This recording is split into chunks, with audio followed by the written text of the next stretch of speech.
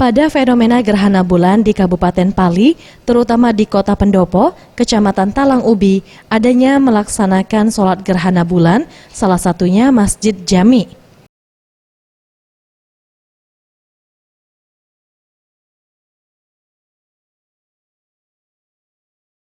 Seusai sholat gerhana, para jemaah husuk mendengarkan khotbah yang disampaikan Ustadz Jamaluddin. Dalam tausiahnya, Ustadz Jamaluddin mengajak umat Islam untuk dapat memahami artinya terjadinya gerhana yang merupakan kebesaran Allah Subhanahu wa Ta'ala.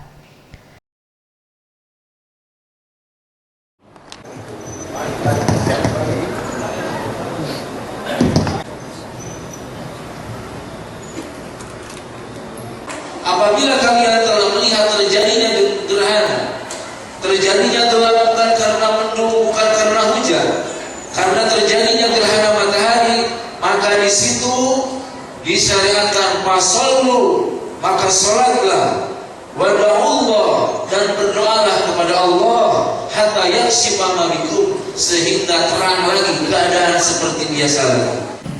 Ada pula sebagian masyarakat yang memanfaatkan momen itu untuk berfoto dan merekam video proses terjadinya gerhana bulan di pusat Kota Pendopo di Simpang 5 Talang Ubi. Boris Simbolon, Sriwijaya TV.